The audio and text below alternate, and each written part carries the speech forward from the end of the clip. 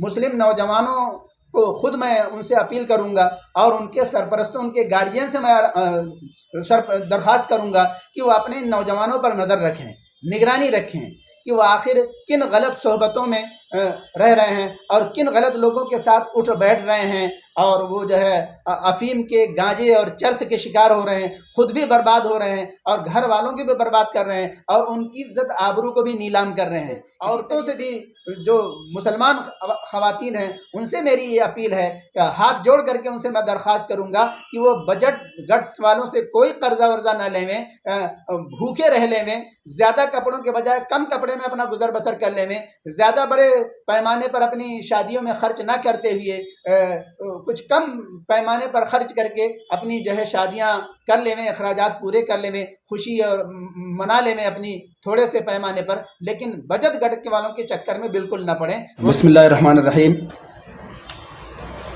जमीयत उलमा ज़िला नागपुर के ज़ेर एहतमाम 10 रोज़ा जलसा सीरतुन नबी सल्लल्लाहु अलैहि वसल्लम के प्रोग्राम की तरतीब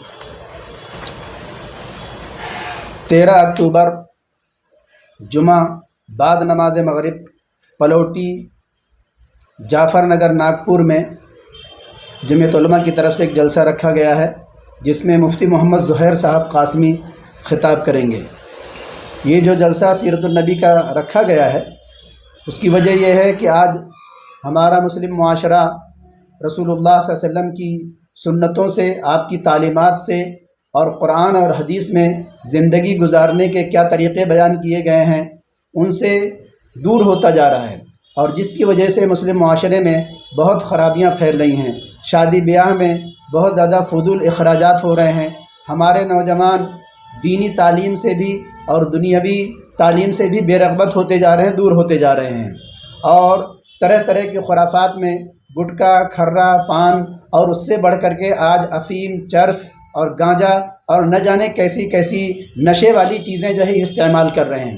तो इसलिए जमीयत उलमा ने जो है ये 10 रोज़ का प्रोग्राम बनाई है, जो मुस्लिम मोहल्लों में अलग अलग मकामात पर और अलग अलग तारीख़ में जो है ये प्रोग्राम मुनाक़िद किए जाएंगे।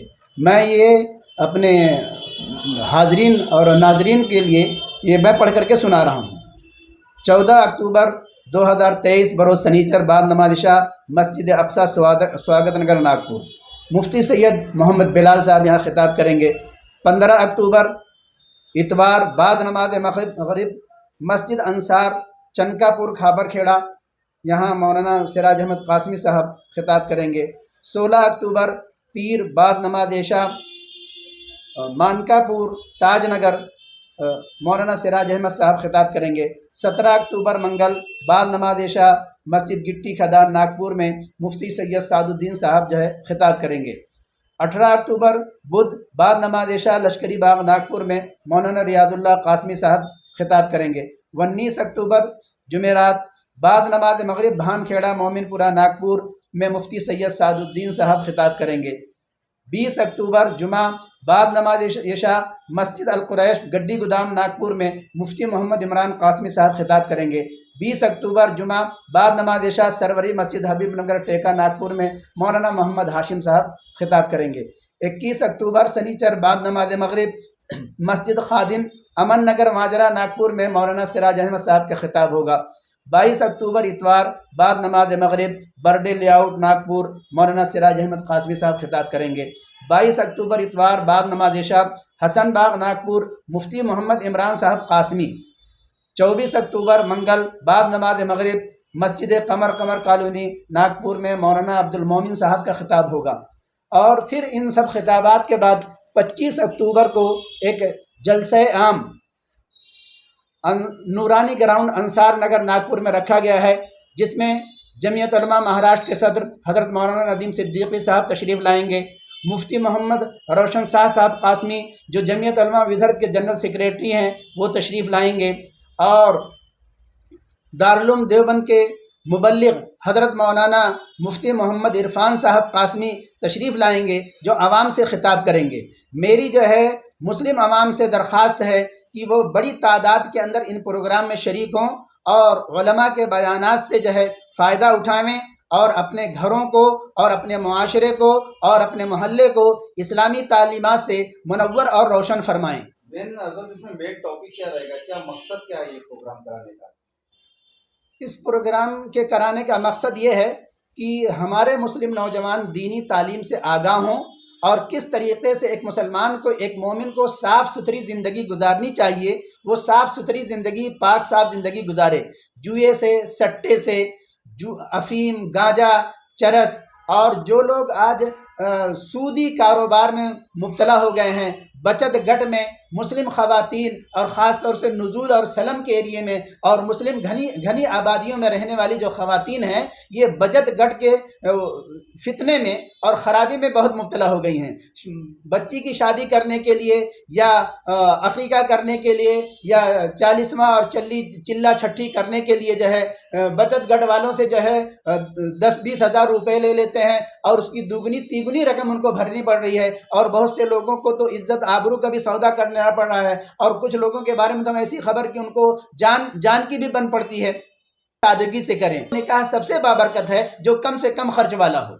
मेरी जो है नागपुर के तमाम मुसलमानों से ये दरख्वास्त है कि वो अपने अपने घरों की निगरानी करें, अपने औरतों की जो है निगरानी करें, देख रेख करें और बचत गढ़ वालों के चक्कर में आने से उनको पूरे तौर से बचाएं। और मुस्लिम नौजवानों को खुद मैं उनसे अपील करूंगा और उनके सरपरस्तों, उनके गार्जियन से मैं दरख्वास्त करूंगा कि वो अपने नौजवानों पर नज़र रखें, निगरानी रखें कि वो आखिर किन गलत सोहबतों में रह रहे हैं और किन गलत लोगों के साथ उठ बैठ रहे हैं और वो जो है अफीम के, गांजे और चरस के शिकार हो रहे हैं, खुद भी बर्बाद हो रहे हैं और घर वालों की भी बर्बाद कर रहे हैं और उनकी इज्जत आबरू को भी नीलाम कर रहे हैं। अस्सलामु अलैकुम वरहमतुल्लाहि वबरकातुहू। मैं हाफिज़ Riyazuddin, coordinator Jamiat open school Nagpur. तकरीबन 3 साल पहले यहाँ नागपुर में जमीयत ओपन स्कूल के नाम से जो है ये सिलसिला शुरू किया गया जिसका इनाग्रेशन हमारे गांधी बाग के पुलिस सीनियर इंस्पेक्टर साहब भंडारकर साहब के हाथों से हुआ जामा मस्जिद के अंदर। इसका मकसद ये है कि जो स्टूडेंट्स 4वीं 5वीं या 6वीं पढ़ के छोड़ दिए हैं किसी वजह से और उनकी उम्र चाहे 25 साल हो गई हो, 30 साल हो गई हो, वो 10वीं का एग्ज़ाम किसी तरह से पास कर ले, ताकि आज जो माशरे में ये खराबी हमको नज़र आ रही है कि हमारे नौजवान जो है नशे की आदी होते जा रहे हैं और अफीम और एमडी और ना जाने क्या क्या किस तरह के नशे कर रहे हैं, इससे ये दूर हो जाए। जितना ज़्यादा एजुकेशन का हमारा परसेंटेज बढ़ेगा उतना ही ज़्यादा जो है हमारे सोसाइटी से ये सारे हर किस्म की यानी खराबियाँ कम होंगी। उसी के पेश नज़र जमीयत उलमा हिंद यानी पूरे ऑल इंडिया लेवल पर जमीयत उलमा ने ये फैसला किया है कि 5 सालों में 50,000 स्टूडेंट्स को मैट्रिक का एग्ज़ाम पास करवाना है। और क्योंकि स्टेट बोर्ड से, नाइट स्कूल से या फिर फॉर्म 17 वगैरह से तो लोग कर ही लेते हैं, लेकिन जो लोग किसी वजह से ये सारी चीज़ों से फ़ायदा नहीं उठा सकते, उनके लिए ये एक बेहतरीन ऑप्शन है NIOS, national institute of open schooling, जिसको जमीयत उलमा की तरफ से चलाया जा रहा है। स्टूडेंट्स की कुछ लोगों की फ़ीस वगैरह भी इसमें भरी जाती है ताकि ज़्यादा से ज़्यादा मदरसों के स्टूडेंट्स और हमारे इमाम साहिबान और मौज़न साहिबान जो इससे फ़ायदा उठा ले। इसके एडमिशन साल भर चालू रहते हैं। ये स्कूल है कि कैसे ऑनलाइन फॉर्म भरना होगा? इसका पूरी चीज़ें जो है ऑनलाइन होती है। ये डिस्टेंस एजुकेशन कहलाता है, यानी इसमें कोई बिल्डिंग की आपको ज़रूरत नहीं है, भी आप एग्ज़ाम दे सकते हैं, घर बैठे ही एग्ज़ाम देना है आपको। इसका जब एडमिशन फॉर्म भरा जाता है जिसमें 1850 रुपये लगते हैं, तो उस 1850 रुपये के एवज में बाई पोस्ट आपको बुक्स आ जाती है, उसकी तैयारी करना है। फिर ऑनलाइन ही जो है आपको हॉल टिकट निकालना है, आपका सेंटर पता हो जाएगा। नागपुर में यहाँ अल-अमीन स्कूल में इसका सेंटर है, वहाँ प्रैक्टिकल एग्ज़ाम होता है और TMA भी वहीं पे होता है। पहले साल में जो हमारे यहाँ स्टूडेंट्स ने फॉर्म फिलअप किए थे जिसमें 27 स्टूडेंट्स पास हुए थे, तो उसमें क्योंकि स्टूडेंट्स ने आसानी के लिए इंग्लिश का सब्जेक्ट नहीं लिए थे, इसलिए उनको 11 के एडमिशन में थोड़ी दिक्कत हुई। तो अभी हमने कंपलसरी कर दिया है कि हर स्टूडेंट्स को इंग्लिश का सब्जेक्ट लेना है और अभी अल्हम्दुलिल्लाह कुछ स्टूडेंट्स ने इंग्लिश का सब्जेक्ट लिए है और उनको जो TMA होता है 20 मार्क्स का, उसके अंदर उनको बहुत अच्छे मार्क्स मिले।